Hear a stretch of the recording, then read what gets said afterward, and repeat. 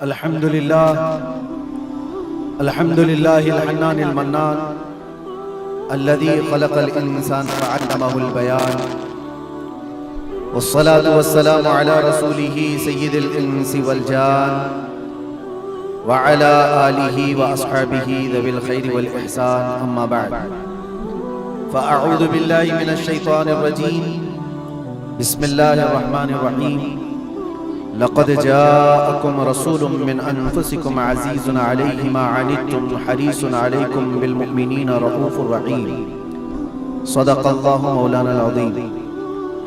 بارگاہ رسالت مآب صلی اللہ تعالی علیہ وسلم میں ایک بار درود پاک کا ہدیہ پیش کریں۔ اللہم صلی علی سیدنا و مولانا محمد معدن الجود والکرم وآلہ واصحابہ الکرام وابنہ الکریم وبارک وسلم صلاة دائمة سرمدا ابدا۔ آئی نئی حکومت سکہ نیا چلے گا، آئی نئی حکومت سکہ نیا چلے گا، عالم میں رنگ بدلا صبح شب ولادت، حشر تک ڈالیں گے ہم پیدائش مولا کی دھوم، مثل فارس نجد کے قلعے گراتے جائیں گے، خاک ہو جائیں عدو جل کر مگر ہم تو رضا، دم میں جب تک دم ہے ذکر ان کا سناتے جائیں گے۔ عزیزان گرامی وقار، آپ تمامی احباب کو سب سے پہلے میں اس عظیم ساعت کی مبارکبادی پیش کرتا ہوں جو اللہ تبارک و تعالیٰ نے ہماری زندگیوں میں عطا فرمایا ہے۔ یہ کتنا عظیم اتفاق ہے، بلکہ کتنی عظیم سعادت ہے کہ ہم اپنی زندگیوں میں 1500 سالہ جشن عید میلاد النبی منانے جا رہے ہیں۔ الحمدللہ یہ رسول کریم صلی اللہ تعالی علیہ وسلم کی ولادت باسعادت کا 1500 سالانہ جشن عید میلاد ہم سنیوں کی قسمت میں منانے آ گیا ہے۔ ایک بات آپ کو بتاتا چلوں کہ حضور پاک صلی اللہ تعالی علیہ وسلم کی ولادت کی خوشی منانا یہ اللہ تبارک و تعالی نے قسمت والوں کو عطا فرمایا ہے۔ جس کی قسمت اچھی ہے وہ حضور پاک کے ذکر سے خوش بھی ہوتا ہے، پھلتا بھی ہے اور پھولتا بھی ہے، اور جس کی قسمت ٹوٹی ہے وہ جلتا بھی ہے، جلاتا بھی رہتا ہے۔ ہمیں آج اس سے غرض نہیں، آپ شریعت کے حدود میں رہ کر کے حضور پاک صلی اللہ علیہ وسلم کی آمد کی جتنی خوشیاں منائیں وہ کم ہیں۔ جتنا حکم ہمیں دیا گیا ہے ان ساری خوشیوں کے ساتھ آپ لوگ میاں سال بھر میں ایک بار تھوڑی نہ میلاد منانے کی خوشی ہے، اور ایک سال ہی نہیں، ہمارا مسلک تو یہ ہے کہ اس سال ہی عید میلاد نہیں منائیں گے بلکہ حشر تک ڈالیں گے ہم پیدائش مولا کی دھوم، اور بلکہ یہ اپنا عقیدہ بنا کر کے چلو دم میں جب تک دم ہے ذکر ان کا سناتے جائیں گے۔ اور ہو سکتا ہے پروگرام کے لیے، سٹیج کے لیے اور پھر ماحول بنانے کے لیے پرمیشن لینا پڑتا ہو، لیکن حضور پاک کا ذکر کرنے کے لیے کسی سنی کو کسی کے پرمیشن کی ضرورت نہیں۔ عاشق رسول اس کا عقیدہ تو یہ ہے، میں وہ سنی ہوں جمیل قادری، مرنے کے بعد میرا لاشا بھی کہے گا الصلاۃ والسلام۔ ہمارا تو یہ طور طریقہ ہے۔ آج سنیوں کی قسمت میں یہ میلاد کی جو گھڑی آئی ہے، سب سے پہلے تو میں گزارش کروں گا کہ اللہ کے نبی صلی اللہ تعالی علیہ وسلم کی بارگاہ میں وہ خراج عقیدت پیش کرو کہ یہ تاریخ بن جائے، بلکہ اسلام کی تاریخ کا ایک عظیم حصہ ابھی اس سال آپ کو ملنے والا ہے۔ پوری اسلامی تاریخ میں یہ تاریخ بننے جا رہی ہے کہ 1500 سالانہ جشن عید میلاد النبی اللہ نے ہم گنہگاروں کو عطا فرمایا ہے، اور یہ قسمت نہیں ہے تو اور کیا ہے میرے عزیزو۔ لیکن ساتھ میں یہ بھی میں آپ کو بتا دوں کہ حضور پاک صلی اللہ تعالی علیہ وسلم کی میلاد کی خوشی کیا یہ قرآن و حدیث سے ثابت ہے بھی کہ نہیں ہے، کیونکہ ابھی یہ 10 دن بچے ہیں 12ویں شریف کو۔ ایک بات کان کھول کر کے سن لے، میں قرآن و حدیث کی دلائل کی طرف آتا ہوں بعد میں، لیکن ایک بات وضاحت کے ساتھ کہتا ہوں، حضور پاک صلی اللہ تعالی علیہ وسلم کی ولادت باسعادت 12 ربیع الاول شریف کو ہوئی۔ اصح روایات اور ارجح روایات کے مطابق ہر سال حضور کی ولادت کی خوشی ہم 12 ربیع الاول کو ہی منائیں گے، اگرچہ کسی اور کی طرف سے، ڈپارٹمنٹ کی طرف سے یا پولیس والوں کی طرف سے جلوس کسی اور بھی دن نکلتا ہو، 12 ربیع الاول کو 12ویں ہی ہوگی۔ حضور پاک صلی اللہ تعالی علیہ وسلم کی ولادت 12 ربیع الاول شریف کو ہوئی، اور یہ قیامت تک ڈیٹ بدلی نہیں جائے گی انشاءاللہ۔ اور جو قرآن و حدیث کی بات میں عرض کر رہا ہوں، سب سے بڑی بات تو یہ ہے، آپ رسول پاک صلی اللہ علیہ وسلم کو خدا سمجھتے ہیں یا خدا کا رسول سمجھتے ہیں؟ خدا کا رسول سمجھتے ہیں تو پھر میلاد مناؤ، اس لیے کہ خدا کی میلاد نہیں ہو سکتی، خدا کی میلاد نہیں ہو سکتی، کیونکہ اللہ کے بارے میں عقیدہ کیا ہے ہمارا؟ لم یلد ولم یولد، وہ نہ کسی سے پیدا ہوا نہ اس سے کوئی پیدا ہوگا۔ اللہ کسی سے پیدا نہیں ہوا، اور اللہ کے پیدا ہونے کی کوئی تاریخ نہیں بنائی جا سکتی، اس کی میلاد نہیں ہو سکتی۔ اور رسول پیدا ہوئے ہیں 12 ربیع الاول شریف کو، آپ کی ماں بھی ہے اور آپ کے باپ بھی ہیں، اور آپ سے بھی لوگ، آپ سے بھی بچے پیدا ہوئے حضور پاک صلی اللہ علیہ وسلم سے۔ تو ہم پوری دنیا میں حضور کی میلاد منا کر کے شرک کو توڑنے والا عمل کرتے ہیں، شرک کو توڑنے والا عمل کرتے ہیں۔ کوئی ہماری طرف جو شرک کا فتویٰ دیتا ہے اسے کان کھول کر سن لینا چاہیے۔ میلاد منا کر ہم بتاتے ہیں ہم محمد عربی صلی اللہ علیہ وسلم کو خدا نہیں سمجھتے بلکہ خدا کا رسول سمجھتے ہیں۔ اگر خدا سمجھتے یا خدا کے برابر سمجھتے تو حضور کی میلاد کبھی نہیں مناتے، کیونکہ اللہ کی میلاد نہیں منائی جاتی تو ہم رسول کی بھی میلاد نہیں مناتے۔ دونوں کو اگر برابر سمجھتے نہیں، ہم سنیوں کا عقیدہ یہ ہے، میں مانتا ہوں اے عقل والو میرا محمد خدا نہیں ہے، مگر دلوں میں یہ نقش کر لو کہ وہ خدا سے جدا نہیں ہے۔ یہ ہمارا ہے۔ رسول کریم صلی اللہ تعالی علیہ وسلم کی میلاد منانا شرک کو توڑنے والا عمل ہے، شرک کو ختم کرنے والا عمل ہے۔ اور آپ کو ایک بات یہ بھی بتا دوں، حضور اکرم صلی اللہ تعالی علیہ وسلم کی ولادت جس دن ہوئی تھی پوری کائنات میں بہت کچھ تبدیلیاں آئی تھی، جو صحیح روایات میں موجود ہیں، بہت تبدیلیاں آئی تھی۔ عرب اس وقت جو ریگزار تھا، صحرا تھا، سبزہ دینے لگ گیا، بارشیں برابر ہونے لگ گئیں۔ عرب میں آج بھی بارش نہیں ہوتی، سال میں 2-4 بار بارش کے خطرات گر گئے، الگ بات ہے۔ موسم باضابطہ جیسے بارش کا یہاں ہوتا ہے نہیں ہوتا، لیکن جس سال حضور پاک صلی اللہ علیہ وسلم کی ولادت ہونے والی، عرب میں سبزے اگنے لگ گئے یا بارش ہونے لگ گئی ہے۔ اور اس سال جو حالات کی تبدیلی تھی، ملک شام میں ایک ندی جو سوکھ چکی تھی وہ اچانک جاری ہو گئی، پانی بھر آیا، اور ایک ندی جو ہمیشہ بہتی وہ اچانک سوکھ گئی۔ ایک آتش کدہ تھا 1000 سال سے جس کی آگ کو بجھنے نہیں دیا گیا تھا ایران کے نجومیوں نے، آتش پرستوں نے، اچانک وہ آگ بھی گل ہو گئی۔ ایک ہی دن میں سب چیزیں ہو رہی ہیں، اور کائنات میں یہ جو بڑی بڑی تبدیلیاں ہوئی تھی، اس دن ایک اور تبدیلی، بت سارے اوندھے منہ گرے ہوئے تھے، جو 12 ربیع الاول شریف کا دن تھا، یہ صحیح روایات سے میں بتا رہا ہوں، بت اوندھے منہ گرے ہوئے۔ لیکن ایک بہت بڑا مسئلہ ہوا تھا جس کی طرف امام اہل سنت فاضل بریلوی رحمۃ اللہ تعالی علیہ اپنے شعر میں اشارہ کرتے ہوئے فرماتے ہیں، کیا ایک بہت بڑی تبدیلی یہ ہوئی تھی کہ ملک فارس کا جو بادشاہ ہے کسرا، اس کا قلعہ اتنا مضبوط تھا کہ اس کی حفاظت کے لیے 1,00,000 فوجی کھڑے رہتے تھے، صرف قلعے کی حفاظت کے لیے۔ اور وہ قلعہ اتنا مضبوط کہ ان کا دعویٰ تھا، ان کا چیلنج تھا کہ اس کو کوئی توڑ نہیں سکتا، اس کو مٹا نہیں سکتا۔ لیکن 12ویں شریف کا دن یا صبح کے وقت اچانک قلعے کے اندر زلزلہ آیا اور دیوار پھٹ گئی، اور ایسی پھٹی کہ اس میں سے ایک آدمی جا سکتا ہے، آ سکتا ہے۔ آج بھی وہ شق شدہ دیوار کے ساتھ قلعہ موجود ہے عراق میں، جس کو قلعہ کسرا کہا جاتا ہے آج بھی۔ اب آپ اندازہ کریں 2000 سال سے وہ قلعہ آج تک موجود ہے تو اس وقت کتنا مضبوط رہا ہو۔ اس وقت قلعے کے اندر زلزلہ آیا اور تخت الٹ گیا، دیوار میں درار پڑ گئی، وہ درار آج بھی موجود ہے۔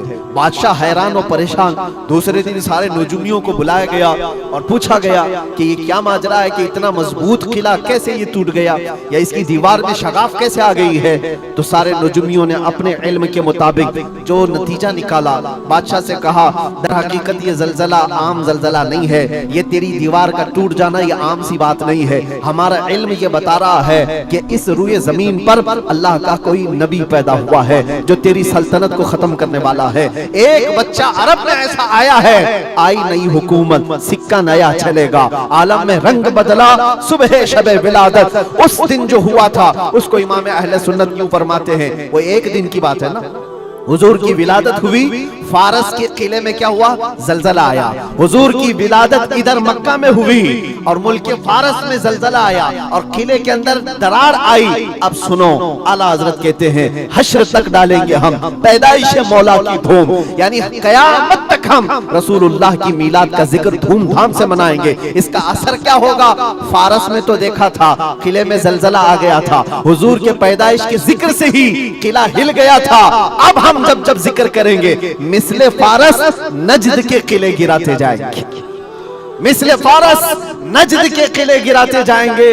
آج جن لوگوں کے قلعے گرتے ہیں یا ہلتے ہیں وہ ذکر مصطفیٰ سے ہی گرتے ہیں، لیکن اس کا ہمیں کچھ اثر نہیں ہونا چاہیے۔ خاک ہو جائیں عدو جل کر مگر ہم تو رضا، دم میں جب تک دم ہے ذکر ان کا سناتے جائیں گے۔ عزیزان گرامی وقار، میں بہت چھوٹے سے وقت کے لیے آپ کے پاس آیا ہوں، لیکن ایک عظیم میسج دے کر کے کہ میلاد مصطفیٰ صلی اللہ علیہ وسلم کے موقع پر سارے سنیوں کو یہ چاہیے کہ صرف جھنڈے لگانے اور کمکمے لگانے اور بڑے بڑے نعرے لگانے سے ہی عید میلاد النبی کا آپ اہتمام نہیں کر رہے ہو، بلکہ ہر سنی عاشق رسول کو چاہیے کہ وہ اس موسم میں نہیں بلکہ پوری زندگی اس کی ہے، لیکن اس موسم میں خاص طور پر اپنے نبی پاک صلی اللہ علیہ وسلم کی سیرت تو پڑھ لیں، میرے آقا صلی اللہ علیہ وسلم کی بائیوگرافی معلوم ہو جائے، حضور پاک کی زندگی کو سمجھ جائے گا تو میرے عزیزو یہ ہواؤں کے جھونکوں سے اس کا کبھی کچھ بال بیکا نہیں ہو سکتا۔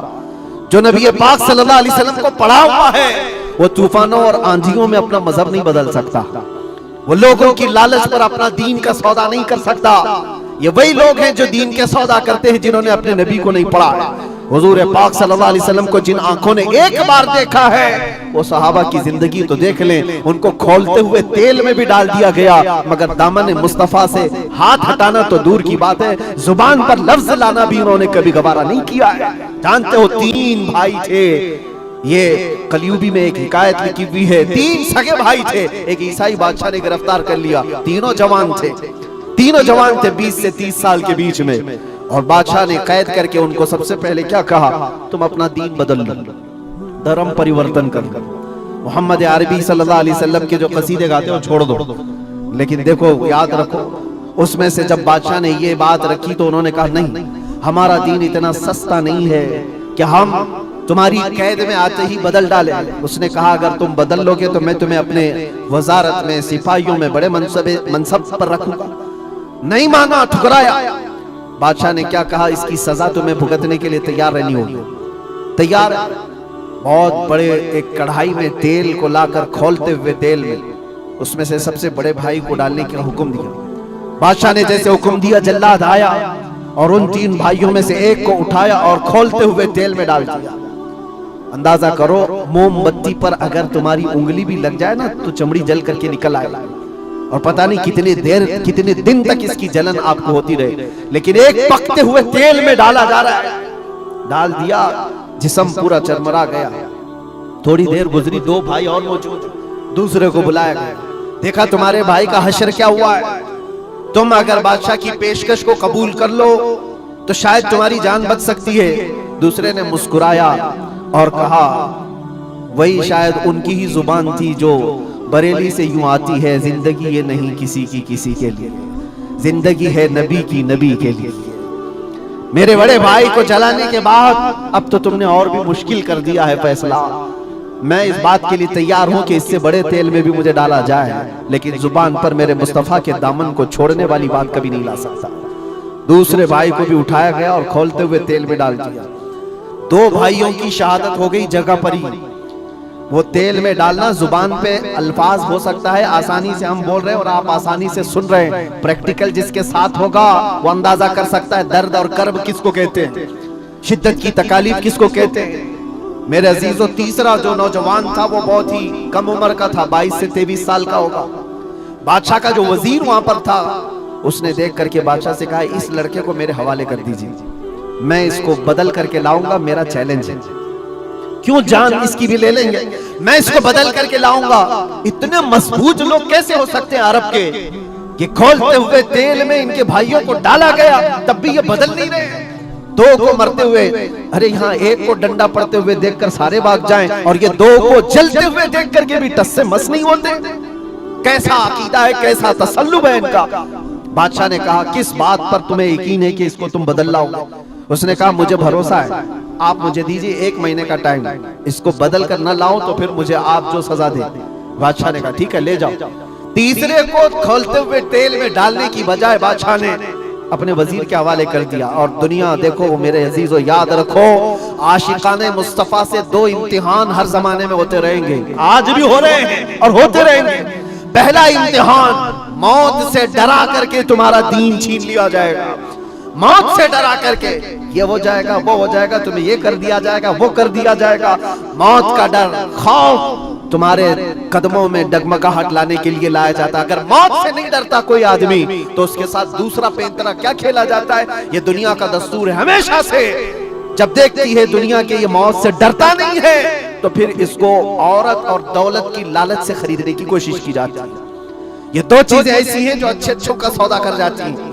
بہتوں نے اپنا ایمان صرف شباب پر بیچ دیا ہے، حسن و شباب کو دیکھ کر کے عورتوں کے دل دادا ہوئے یا دولت کے دل فریب ہو گئے اور انہوں نے اپنا دین کا سودا کر لیا ہے۔ نوجوانوں یاد رکھو، تمہاری زندگی میں اگر یہ 2 امتحانوں میں سے کوئی امتحان آئے تو اپنے نبی پاک کو یاد کر لینا، حضور کو یاد کر لینا اور اللہ کے نبی صلی اللہ علیہ وسلم کی بارگاہ میں یہ استغاثہ کر لینا کہ میرے آقا بڑا سخت اور کٹھن وقت آیا ہے، دنیا موت سے ڈرا کر کے کبھی میرا ایمان چھیننے کی کوشش کر رہی ہے، اگر اس سے میں نہیں ڈگمگایا تو دنیا مجھے حسن و شباب کی لالچ دے کر کے اپنی طرف لینا چاہتی ہے۔ اب اس وزیر نے کیا کیا، اس چھوٹے سے نوجوان لڑکے کو اپنے گھر لے گیا اور اس کی بیٹی تھی جو نہایت حسین و جمیل، بہت خوبصورت لڑکی اس وزیر کی تھی، اپنی بیٹی کو بلایا اور کہا بیٹی تیرے لیے ایک کام دیتا ہوں، 1 مہینہ ہم کو ملا ہے، اس نوجوان کو اپنی محبت میں اپنے حسن و جمال میں لے کر کے آجا، بادشاہ سلامت سے جو انعام چاہے تجھے لا کر کے دے دوں گا۔ اپنی لڑکیاں عاشقان مصطفیٰ کو خریدنے کے لیے کل بھی بھیجے جاتے تھے، آج بھی بھیجی جا رہی ہے۔ ہو سکتا ہے بہت ساری جگہوں پر جو ہمارے لوگ مرتد ہوتے جا رہے ہیں، وہ جو بچیاں آج اپنے دین و ایمان کا سودا کر کے بھاگتی ہیں کسی غیر کے ساتھ اور کہیں جا کر کے شادیاں رچاتی، وہ یہ سمجھتی ہیں کہ یہ کامن سی بات ہے، وہ دین بیچنے والے لوگ ہیں، ان کا حصہ دین اسلام میں کچھ نہیں۔ کل قیامت کے دن دیکھنا تم نے اپنے نفس کی خاطر ایک غیر مسلم کے ساتھ بھاگ کر کے نکاح کیا، چاہے وہ بیٹی ہو کہ بیٹا ہو، اپنے دین سے سودا کیا ہے اور غداری کی ہے، کل قیامت کے دن منہ تو اللہ کو دکھانا ہے، حضور کی شفاعت کے بغیر تو کچھ ہونا نہیں ہے۔ دیکھنا حشر میں جو حضور پاک صلی اللہ تعالیٰ علیہ وسلم کے ساتھ تم کھڑے رہو گے کہ ہم کھڑے رہیں گے، وہ وقت آنے والا ہے۔ اس نوجوان کے ساتھ کیا ہوا، وزیر نے اپنی بیٹی تو لگا دی، اللہ کی پناہ میرے عزیزو، حضور پاک کا عشق کا ایک قطرہ بھی جس کے دل میں آتا ہے، ایسی چیزیں اس کے پاؤں کو نہیں ڈگمگاتی، نہ کبھی اس کا ایمان خرید سکتی ہیں، نہ اس کے دین کا سودا کر سکتی ہیں۔ وہ لڑکی روزانہ آتی، رات کے وقت بیٹھ جاتی اور یہ نوجوان جیسی محسوس کرتا میرے کمرے میں اکیلے تنہا رہنے کے باوجود وزیر کی خوبصورت حسین و جمیل بیٹی، جس کے نکاح کے پیغام بادشاہوں کے اولاد سے آیا کرتے تھے، شہزادے نکاح کا پیغام بھیجا کرتے، وہ لڑکی میرے پاس آ کر بیٹھ جا رہی ہے۔ نوجوان کیا کرتا تھا، مصلی بچھایا اور سجدے میں گر گیا، جب تک وہ اٹھتی نہیں تھی یہ سر اٹھاتا نہیں تھا۔ یہ رات بھر کے سجدے اس کے اسی طرح رہتے، وہ اونگتی رہتی، دیکھتی رہتی، انتظار کرتی رہتی اور تھک کر کے واپس چلی جاتی۔ مہینہ گزرنے کو آیا تھا میرے عزیزو، اس نوجوان نے آنکھ بھر کر ایک بار دیکھا بھی نہیں، اور وہ تھک ہار کر کے مہینہ ختم ہونے کے بعد اس نوجوان کو مخاطب کر کے کہتی ہے، اے نوجوان ایک بار میرے حسن کو دیکھ تو لے، مجھے دیکھنے کے لیے بادشاہوں کے بیٹوں کی بھی قطار لگتی ہے. کئی بڑے بڑے لوگ پیسوں کے انبار لگا سکتے ہیں میرے حسن کو دیکھنے کے لیے. ایک تو ہے کہ میں آتا ہوں تو مسلح پہ گر جاتا ہے. اٹھ ایک بار دیکھ تو لے مجھے اللہ نے کیسا حسن دیا ہے, کیسا جمال دیا ہے, ایک بار دیکھ تو لے. اس نوجوان نے آنکھیں جھپکائے بغیر, پلٹے بغیر جواب دیا کہ اے خاتون تو اپنا یہ حربہ استعمال کرنا بند کر دے, یہ تیرا کام مجھ پر چل نہیں سکے گا. وجہ یہ ہے جن آنکھوں میں ایک بار جمال مصطفیٰ بس چکا ہو اس کو دنیا کا حسن کبھی دھوکہ نہیں دے سکتا, دنیا کا جمال اسے خرید نہیں سکتا. وہ خاتون اٹھ گئی اور جوان کی ان باتوں سے اس کے دل پر ایسا ولولہ طاری ہوا. وہ خاتون کہتی ہے اے نوجوان کھڑا ہو جا, میں تجھے خریدنے نہیں آئی, میں تجھے اپنی دام فریب میں پھنسانے نہیں آئی, اٹھ جا, اب میری ایک عرضی سن لے. نوجوان اٹھا اور پوچھا کیا عرضی ہے؟ کہتی ہے کہ میں اب تیری محبت میں گرفتار ہوں, میں چاہتی ہوں کہ تو میرے دین میں نہ آ بلکہ تو اپنے دین میں مجھے داخل کر لے. جس یہ حسن نے تیری آنکھوں کو ایسا باکمال بنایا ہے کہ تنہا ہوتے ہوئے بھی کبھی تو نے میرے حسن کو نہیں دیکھا, میں چاہتی ہوں کہ اس حسن کے پیکر جمال مصطفیٰ کی میں بھی دل دادا ہو جاؤں. اس نوجوان کو اٹھایا اور کہا مجھے پڑھا دے لا الہ الا اللہ محمد الرسول اللہ. ہر زمانے میں عاشقان مصطفیٰ جو ہوتے ہیں, ہر زمانے میں جو عاشقان مصطفیٰ ہوتے ہیں وہ دوسروں کی چھاپ اپنے اوپر لیتے نہیں ہیں بلکہ جہاں جاتے ہیں اپنی چھاپ دوسروں پر چھوڑ کر کے آتے ہیں. یہی ہوتی ہے زندگی عاشقان مصطفیٰ کی. اس نوجوان نے اسے کلمہ طیبہ پڑھایا اور اس خاتون نے کہا چلو یہاں سے نکلو, کفرستان سے نکل کر کے ہم نکاح کرتے ہیں اور ساتھ زندگی گزاریں گے. توجہ چاہتا ہوں, توجہ چاہتا ہوں, یہ میری بات کو ختم ہونے دو. اے نوجوانوں, آج تمہیں کوئی بہکانے والا, کھولتے ہوئے تیل میں ڈالنے والا نہیں ہے, اس کے باوجود تم نے پتہ نہیں اپنے کتنے گھنٹے یہ سارے سوشل میڈیا پر آئی ہوئی ایسی حسینہ اور جمیلاؤں کے پیچھے اپنی راتیں برباد کر ڈالی. تمہیں پتہ نہیں یہ آنکھیں اللہ تعالیٰ نے تمہیں کس لیے دیے ہیں. دعا یہ کرو کچھ ایسا کر دے میرے کردگار آنکھوں میں, ہمیشہ نقش رہے روئے یار آنکھوں میں. انہیں نہ دیکھا تو کس کام کی ہیں یہ آنکھیں کہ دیکھنے کی ہے ساری بہار آنکھوں میں. عزیزان گرامی, اس نوجوان نے اس خاتون کی بات سن لی اور کہا چلو مجھے اس جگہ سے, اس قید سے نکالو, ہم یہ شہر چھوڑ دیتے ہیں, یہ ملک چھوڑ دیتے ہیں. اس خاتون نے اس نوجوان کو آزاد کیا اور ساتھ لے کر چل پڑی.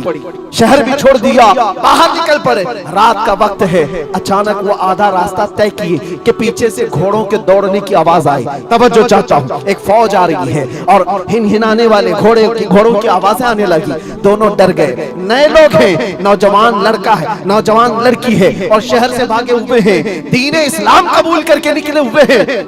بادشاہ کو ہو سکتا ہے خبر ہو گئی ہوگی, وزیر کو پتا چل گیا ہوگا کہ قید سے نکلا ہوا یہ فرار مجرم ہمارا شہر چھوڑ کر جا رہا ہے. پوری فوج آتی ہوئی نظر آ رہی تھی. یہ دونوں ایک درخت کے پیچھے اوٹ پر چھپ کر کھڑے ہو گئے. پتہ نہیں اب اس کے آگے کیا ہونے والا ہے, ہمیں گرفتار کر لیا جائے گا, ہو سکتا ہے ہمارا بھی انجام وہی ہوگا جو ہمارے دو بھائیوں کے ساتھ ہوا. لیکن اتفاق کی بات ہے وہ گھوڑے قریب سے قریب آتے گئے, وہ فوج قریب آ گئی اور جب آ گئی تو قریب آ کر وہ فوج رک گئی. انہوں نے دیکھا نہیں یہ فوج کون تھی, یہ لوگ کون تھے.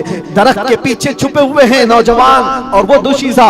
اچانک آنے والی فوج میں سے ایک گرجتی ہوئی آواز آتی ہے, نام لے کر کے نوجوان کا پکارا جاتا ہے, اے فلاں بن فلاں باہر آ جا, باہر آ جا. باہر یہ نوجوان آتا ہے تو دیکھتا ہے بادشاہ کی فوج نہیں ہے, وزیر کی فوج نہیں ہے, بلکہ وہ دونوں شہید بھائی گھوڑے پر سوار ہے اور ساری فوج میں رسول اللہ کے وہ شہید صحابہ تشریف لائے ہوئے ہیں. نعرہ تکبیر, نعرہ رسالت, نعرہ رسالت. یہ نوجوان گھبرا گیا اور پوچھا میں اپنے بھائیوں کو دیکھ رہا ہوں, گھوڑوں پر سوار ہیں. چند دنوں پہلے بادشاہ نے کھولتے ہوئے تیل میں ان کو انڈیل دیا تھا, ان کے جسموں کو جلا دیا تھا. یہ دیکھ کر کے آپ کپ کپی جسم پر تاری ہے, بھیگی آنکھوں سے پوچھنے لگا بڑے بھائی آپ لوگوں کو جلا دیا گیا تھا, تیل میں کھولتے ہوئے ڈال دیا گیا تھا, آپ لوگ یہاں کیسے آئے؟ دونوں بھائیوں نے کہا اے ہمارے ننھے بھائی, کیا تو نے قرآن کی آیت نہیں پڑھی, وَلَا تَقُولُوا لِمَنْ يُقْتَلُ فِي سَبِيلِ اللَّهِ أَمْوَاتٌ, اللہ अल्लाह की राह में जो मारे जाएं उन्हें मुर्दा ना कहो। नौजवान ने पूछा तुम्हें दर्द कितना हुआ होगा जब जलाया गया था, खोलते हुए तेल में डाला गया था, कर्ब कैसा था, तकलीफ कैसी थी? तवज्जो चाहता हूं नौजवानों, इश्क़ मुस्तफा में बर्दाश्त किया हुआ दर्द कुछ नहीं होता है। उन नौजवानों ने कहा दर्द कौन सा, कर्ब कौन सा, तकलीफ कौन सी? तूने हमें डालते हुए देखा है खोलते हुए तेल में, जलती हुई चमड़ी देखा है, लेकिन हमें दर्द का एहसास नहीं हुआ, इसलिए कि जिस वक्त जल्लाद हमें तेल में डाल रहा था सामने तो हमें जमाले मुस्तफा नजर आ रहा था। जहां मुस्तफा का हुस्न हो फिर दर्द किस बात का, कर्ब किस बात का? इसीलिए तो सहाबा का ये नारा था, या रसूलुल्लाह या रसूलल्लाह कुल्लु मुसीबतिन बादका जुलल। ऐ अल्लाह के रसूल अगर आप हैं तो फिर हर मुसीबत हल्की है, हर मुसीबत छोटी है। ऐ नौजवानों, दुनिया ने खरीदने की कोशिश की है, लेकिन जो जमाले मुस्तफा का दिलदादा है वो दुनिया के हालात से न बिकता है न झुकता है। अपना मिशन ऐसा बनाओ कि तुम्हें 100-500 रुपए में खरीदे जाने वाली कौम का लक़ब न दिया जाए, बल्कि इकबाल आज से 100 साल पहले कहता था, इकबाल शायर मशरिक, अंग्रेजों ने क्या कहा था हमारे मुतालिक वो अपने शायर में कहा है। अंग्रेज क्या कहते थे? थक गए थे, थक गए थे। आपको क्या पता है हिंदुस्तान की इस आजादी में जितने आज बड़े बुलंद बांग दावे किए जाते हैं, पता है नौजवानों तारीख याद रखो, 30,000 उलमाए अहले सुन्नत को इन्होंने दिल्ली से लेकर कश्मीर तक हर झाड़ी पर फांसी पे लटकाया हुआ था। 30,000 उलमाए अहले सुन्नत। काला पानी की सजा अंडमान निकोबार में किसको दी गई थी? अल्लामा फजले खैराबाद, इनायत अहमद काकोरवी, जिनकी पीठ की हड्डी तोड़ दी गई थी, खड़े नहीं हो सकते थे। 8-8 साल 10-10 साल तक झुकी हुई कमर के साथ इनको सजाएं दी गई। किफायत अली काफी कौन है जिनको भरे बाजार में चौराहे पर लाकर अंग्रेजों ने फांसी पर चढ़ाया था? जालिमात तारीख भुला देते हैं या तारीख के चेहरे पर आज मट्टी थोपने की कोशिश की जाती है और हमारे नौजवान है कि याद नहीं रखते हमारी तारीख।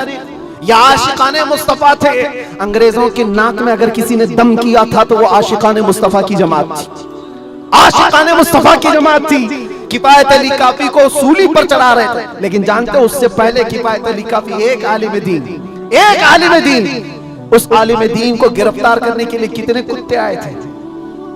3,000 अंग्रेजों की फौज ने मिलकर के एक आलिम दीन को गिरफ्तार किया था। हमेशा से यही तारीख रही है, हमेशा से।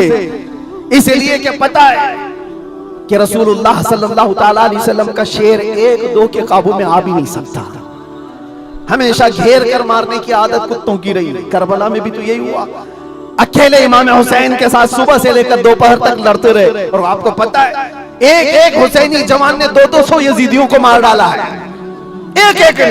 तारीख खाली मरने वालों की ना बताओ, शहीद होने वालों की नहीं बताओ, ये भी देखो हुसैनियों ने कितनों को सुलाया है। एक हुर बिन यजीद जो एक रात पहले इमाम हुसैन के पास आकर बैत किए थे, एक रात पहले, और उन्होंने दूसरे दिन जंग शुरू की थी तो 120 लोगों को मारा था। आप अंदाजा करो, एक रात का हुसैनी 120 को सुला सकता है, तो अंग्रेज अच्छी तरह जानते हैं जो पैदाइशी हुसैनियों कितनों को सुला सकता है, सब पता है। किफायत अली काफी को 7 दिन तक गिरफ्तार करके उनके जिस्म पर इस्त्री चलाते थे, गरम इस्त्री चलाते थे, और जब चमड़ी जलती थी तो उस पर नमक छिड़कते थे। और किफायत अली काफी को बार बार कहते फतवा बदल डालो, आ जाओ हमारे वजारत में, हमारा मनसब ले लो, हर महीने पाउंड दिए जाएंगे, बरतानिया के पाउंड। लेकिन आशिक मुस्तफा डॉलर और बरतानिया के पाउंड पर नहीं बिकता, वो हुस्न मुस्तफा का दिलदादा होता। 8वें दिन जब उनको फांसी पर चढ़ाया गया था, फांसी कोई आम चीज नहीं है मेरे अजीजों, जिसको सामने देख करके चच्चों की हालत खराब हो जाए। लेकिन किफायत अली काफी फांसी को देखकर कहने लगे थे, कोई गुल बाकी रहेगा न चमन रह जाएगा, पर रसूलुल्लाह का दीन हसन रह जाएगा। सब फना हो जाएंगे काफी वो, लेकिन हश्र तक नाम हजरत का जुबानों पर सुखन रह जाएगा, नाम हजरत का जुबानों पर चलन रह जाएगा। फांसी भी दे दी। ये सारे जो मामलात हुए, आशिकाने मुस्तफा सल्लल्लाहु अलैहि वसल्लम हर जमाने में आजमाए गए। और मैं कह रहा था क्या बात, इधर उधर न जाए बात, अंग्रेज मजबूर होकर ये कहने पर आ गए थे, ये फाकाकश मौत से डरता नहीं जरा, ये फाकाकश मौत से डरता नहीं जरा। आशिकाने मुस्तफा ने हर जमाने में लोगों की नाक में दम कर रखा है, तादाद में थोड़े ही क्यों ना हो, तादाद में थोड़ी क्यों ना हो, लेकिन डर इनको सबसे लगता है। क्या आपने तारीख नहीं देखी? एक बात मैं बताऊं, बॉडी बनाने वाले, मुख्य आजमाई करने वाले, चाहे तुम्हारे पास जितनी भी ताकत हो, ये जिस्मानी ताकत अपनी जगह पर, हमने देखा है व्हील चेयर पर बैठ करके एक खादिम हुसैन लब्बैक या रसूल अल्लाह कहता था, यूरोप की धरती भी हिलने लगती थी। पता ही चलता है जिस्मानी ताकत का कोई असर नहीं होता, इश्क़ मुस्तफा जहां होता है वो असली ताकत कहलाई जाती है। नारे तकबीर, नारे रिसालत, आशिकाने मुस्तफा। सुभान अल्लाह, सुभान अल्लाह।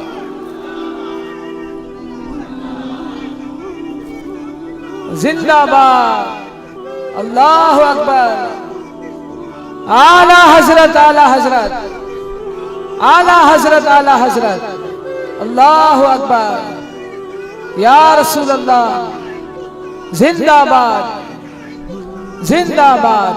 मेरे अजीजों, बात सिर्फ इतनी है, यही मैंने एक साहब से पूछा था कि मियां तकरीरें बहुत होती हैं, भाषण भी बहुत होते हैं, क्या क्या नहीं कहा जाता। हमने खाली कुछ देर की खामोशी ही तो कहा था। खामोशी कहना क्या इतना बड़ा जुर्म बन गया? वो तो आप सबको भी पता है कहां कहां से हमारे जुलूस निकाले गए, कहां कहां का क्या क्या देखा। बहरहाल मैं वो दास्तानें बताने नहीं आया हूं, लेकिन इतनी बात मुझे आज भी एहसास दिलाती है, ये अल्लाह का करोड़ा एहसान है। तुमने मुझे हथकड़ियां पहनाई है, घुमाया, जहां भी रखा, जिस तरह भी रखा। 8 महीने क्या 8 साल रखते या 80 साल अगर उम्र होती तो रखते, इससे फर्क नहीं पड़ता। डर तो ये था कि चोरी में नहीं ले गया, डकैती में नहीं ले गया, रेप में नहीं ले गया, मर्डर में नहीं ले गया। दुनिया को तुम्हें बताना पड़ेगा इस आलिम को क्यों ले गया, तो तुम पुकार करके यही कहोगे इश्क़ मुस्तफा की बात करता था इसलिए ले गया। सुभान अल्लाह। लब्बैक लब्बैक लब्बैक या रसूल अल्लाह, लब्बैक लब्बैक लब्बैक या रसूल अल्लाह, लब्बैक लब्बैक लब्बैक। हमारा जुर्म यही तो है, दुनिया को तुम्हें बताना होगा क्या जुर्म किया था। अपनों को भी बताओ और दूसरों को भी बताओ। इसलिए मेरे अजीजों, कई मर्तबा ऐसा हुआ कि हमने अपने साहबों से पूछा भी था कि बात क्या है, छोटी सी बात को इतना ज्यादा क्यों बनाया गया। उन्होंने कहा बात छोटी है, लेकिन हमको ऐसा लग रहा है कि कई सालों से जो मरे हुए वो भी खड़े होने लग रहे हैं, कई सालों से जो सोए हुए हैं वो भी उठने लग रहे हैं। हम नहीं चाहते कि इस तरह का माहौल बन जाए, लेकिन याद रखना मेरे अजीजों, इश्क़ मुस्तफा पर बात करना, इज्जत मुस्तफा का चर्चा करना, अगर ये जुर्म है तो ये जुर्म मौत तक 1000 बार हम करते रहेंगे, 1000 बार करते रहेंगे। इसलिए कि इससे कोई समझौता नहीं। हाँ, हम कानून के खिलाफ कोई बात नहीं करते। अगर अपने नबी पाक की इज्जत की बात करना जुर्म है तो ये जुर्म तो हम करते ही रहेंगे, ये करता रहे, हर नौजवान भी करेगा। नाम मुस्तफा लेना कोई जुर्म नहीं है, हुजूर की इज्जत की बात करना कोई जुर्म नहीं है। लेकिन एक साहब ने कहा, मुझसे कहा कि मुफ्ती साहब आप बयान करो, जितना करना है अपने नबी की तारीफ करो, जो करना है करो, लेकिन आप ये दूसरों को कुत्ता क्यों बोलते हो, ये सारी चीजें क्यों कहते हो। मैंने कहा अगर आपकी माँ को कोई बदकार कह दे, आपकी माँ को कहे कि बदकार है, तो आपको कैसा लगे। वो खड़े हो गए, कहा मेरी माँ को क्यों मिसाल में ला रहे हो, आप मेरी माँ के बारे में मिसाल क्यों दे रहे हो। मैंने कहा अभी तो मिसाल ही दिया, गाली नहीं दिया, खाली मिसाल, सपोज, एग्जाम्पल, इस पर आप इतना भड़क गए। याद रखो मेरे अजीजों, आप अपनी माँ से जितना मोहब्बत करते हैं, करोड़ों माँ से ज्यादा एक सुन्नी आशिक रसूल अपने नबी से मोहब्बत करता। हमारी जाने कुर्बान उस नबी पाक की जात पर। आप रुए माज़ना में मुस्तफास, आप क्या समझते हो दुनिया में जो इज्जत है वो हमारी टोपी दाढ़ी से है, हमारे जुब्बे कुब्बे और हमारे रंगो नस्ल से है। हमें इज्जत हमारे रंगो नस्ल और हमारे नाम और नमूद, हमारे इल्म और हमारे मनसब, हमारी पगड़ी और हमारे जुब्बे नहीं दिलाते। हमें जो इज्जत मिलती है वो किस बात पर, जब तक टिके न थे तो कोई पूछता न था, या रसूल अल्लाह तुमने खरीद कर हमें अनमोल कर दिया। ये नाज़ी अंदाज हमारे नहीं होते, झोली में अगर टुकड़े तुम्हारे नहीं होते, जब तक के मदीने से इशारे नहीं होते, रोशन मेरी किस्मत के सितारे नहीं होते। बेदाम ही बिक जाए ये बाजार नबी में, इस शान के सौदे में खसारे नहीं होते।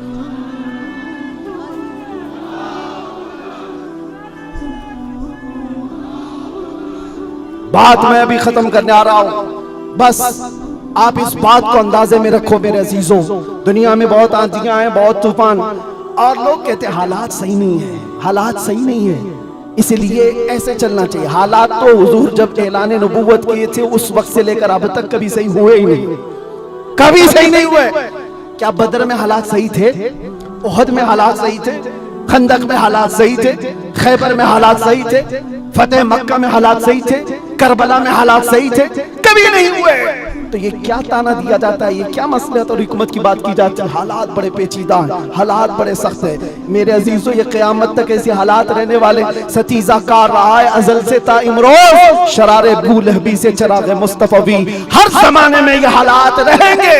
عاشق مصطفیٰ کو انہی حالات میں پرچم رسالت بلند کر کے رکھنا ہے. وہ صحابہ سے پوچھو جو نکل پڑتے تھے, پیروں میں چپل نہیں اور کپڑوں پر پیبند لگے ہیں, ایک کھجور کی گٹلی پر پورا دن گزار لیتے تھے, فاقہ کش تھے, لیکن ان سے پوچھو کیا ان کے لیے حالات صحیح تھے؟ جب افریقہ جا رہے تھے, جب یورپ کی کلیساؤں میں اذانیں دے رہے تھے, افریقہ کے تپتے ہوئے صحراؤں میں نام مصطفیٰ بلند کر رہے تھے, ان سے پوچھو حالات صحیح تھے؟ وہ کہیں گے کہاں کے حالات صحیح تھے, اس وقت بھی حالات صحیح نہیں تھے, لیکن اس کے باوجود ان صحابہ کا حال یہ تھا, دشت تو دشت ہے, دریا بھی نہ چھوڑے ہم نے, بحر ظلمات میں دوڑا دیے کھوڑے ہم نے, آ گیا عین لڑائی میں گر وقت نماز, قبلہ روحوں کے زمین بوس ہوئی قوم حجاز, ایک ہی صف میں کھڑے ہو گئے محمود و عیاض, نہ کوئی بندہ رہا نہ کوئی بندہ نواز. یہ صحابہ کا مسلک تھا, ان کا معمول تھا. تل نہ سکتے تھے, جنگ میں اڑ جاتے تھے, پاؤں شیروں کے میدان سے اکھڑ جاتے تھے, حق سے سرکش ہوا کوئی تو بگڑ جاتے تھے. ارے تیغ کیا چیز ہے, ہم توپ سے بھی لڑ جاتے تھے. عزیزان گرامی, آپ مضبوطی پیدا کرو نام مصطفیٰ کے ساتھ. اعلیٰ حضرت کی ایک بات بڑی پیاری لگی, آپ بڑے پریشان تھے, اور یہ بات میں آپ کو بتا کر چلوں, جو اس حق راستے پر آئے گا اسے سمجھ کر کے چلنا پڑے گا. کانٹوں کے راستے ہیں, ایسا نہیں کہ ہر جگہ پھول سجائے جائیں گے. لوگ یہ سمجھتے ہیں ناموس رسالت کی بات کریں اور پھر حلوے پراٹھے کھاتے رہیں اور ہم نذرانے لیتے رہیں لوگوں کے ہاں جا کر کے. لوگوں کو ایسا لگتا ہے, آج میں اس بات کی وضاحت کرتا ہوں, واللہ باللہ تاللہ کبھی مجھ فقیر کی کبھی یہ خواہش نہیں ہوتی کہ لوگ میرے نام کا نعرہ لگائیں, کبھی نہیں. جو نعرہ لگے وہ میرے مصطفیٰ کے نام کا ہو. ہماری اپنی کوئی عزت نہیں ہے, ہمارا استقبال کرنا کہیں پر کسی کے لیے واجب نہیں.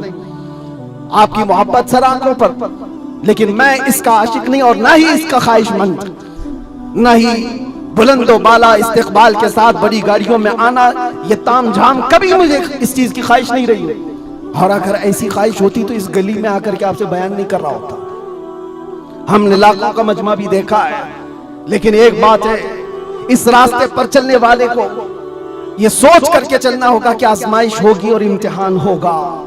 کئی مرتبہ دولت سے خریدے جانے کی کوشش کی جائے گی, مال و منصب دے کر کے, یا کبھی حسن و شباب دے کر کے, یا کبھی موت کی دھمکی دے کر کے. یہ ساری چیزیں ہم نے دیکھی ہیں اپنی زندگی میں, بہت چھوٹی زندگی میں. موت کی دھمکی بھی دی گئی ہے. ہم مجھ سے ایک آ گیا تھا کہ اگر چھوٹ گئے تو یہ سمجھ لینا کہ دوسرا اوتار ملا ہے آپ کو. ہم تو خیر اوتار دینے والے تم نہیں ہو, رزاق حقیقی اللہ رب العزت, جب تک وہ نہ چاہے تمہاری ساری کائنات مل کر کے میرا بال بیکا نہیں کر سکے. اور اگر اللہ تبارک و تعالیٰ چاہے تو مچھر اور چونٹی سے بھی موت ہو سکتی ہے. اللہ نہ چاہے تو مودی یوگی سے بھی کچھ نہیں ہوتا.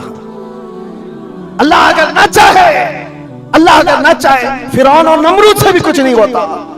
اور اگر اللہ چاہ لے تو مچھر سے نمرود بھی مر سکتا ہے اور پانی سے فرعون بھی ہلاک ہو سکتا ہے. ہمارا عقیدہ یہ ہے, ہمیں اس بات کا ڈر نہیں ہے. ہماری زندگی جب تک لکھی ہوئی ہے وہ رہے گی, اور موت آنی ہے تو آنی ہے. لیکن اتنا یاد رکھو میرے عزیزو, کیا ہی خوب ہے بستر پر پاؤں رگڑ رگڑ کر کے مرنے سے بہتر ہے کہ نام مصطفیٰ بلند کر کے دنیا سے جائے. بزدلوں کے ساتھ جانے سے بہتر ہے عاشقوں کی جماعت میں جائے. اور آزمائش تو ہوگی, امتحان تو ہوگا. صحابہ کے ساتھ کیا نہیں ہوا, ان کے مال, ان کی اولاد, ان کے گھر بار سب لوٹ لیے گئے تھے مکہ میں. آزمائشیں ایسی تھی کہ وہ پورا دن ایک کھجور کی گٹلی پر گزارا کرتے تھے, اور جنگیں ایسی ان پر مسلط کر دی گئی تھی کہ ان کو امن نام کی کوئی چیز ہی نہیں ملتی تھی. ہر گھڑی ایک جنگ سے نکلے دوسری جنگ, دوسری سے تیسری. حضور پاک کی وفاداری کے ساتھ امتحان تو ہوگا. آج میلاد مصطفیٰ ہے, نبی کریم صلی اللہ تعالی علیہ وسلم کے 1500 سالہ جشن عید میلاد کی ہم تیاریوں میں. اپنے ایمان کو مضبوط کرو, اپنے عقیدے کو مضبوط کرو، عشق رسول اتنا بڑھا لو۔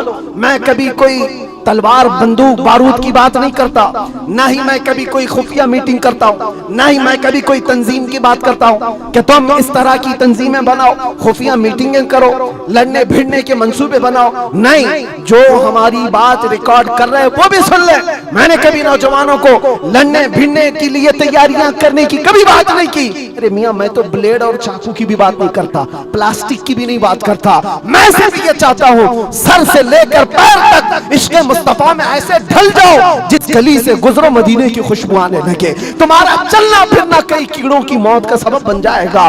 آپ کو کسی حملے کی ضرورت نہیں، آپ کو کسی پر اٹیک کرنے کی ضرورت نہیں، اپنے دل کے اندر عشق مصطفیٰ ایسا بٹھاؤ، ایسا بٹھاؤ۔ ہم نے دیکھا ہے میرے عزیزوں، ہم نے تنہائی میں بیٹھ کے بھی دن گزارے ہیں اور کئی ایسوں کے بیچ میں بھی بیٹھ کے دن گزارے ہیں۔ ہماری اپنی تعریف کے لیے نہیں کہہ رہا، جہاں ایسے کرمنل لوگوں کے بیچ بیٹھتے تھے جو 20-20 سال سے کرائم میں مبتلا ہیں، چھوٹے موٹے نہیں، مرڈر بھی، ریپ بھی، ڈرگس بھی، سب ان کے بیچ بیٹھ کر کے دیکھا ہے۔ جب حضور پاک کی بات کی جاتی ہے تو ان کی آنکھوں میں بھی آنسو آتے ہوئے دیکھا ہے، اور توبہ کرتے ہوئے بھی دیکھا ہے، رمضان میں تراویح پڑھتے ہوئے بھی دیکھا ہے۔ میں نے یہ محسوس کیا ہے، دنیا کا ایک ہی علاج ہے، اس امت کا ایک ہی علاج ہے، وہ میری بات کا آخری حصہ ہے۔ اس دنیا کا ایک ہی علاج ہے کہ محمد سے وفا تو نے تو ہم تیرے ہیں، یہ جہاں چیز ہے کیا لوح و قلم تیرے ہیں، لبیک یا رسول اللہ۔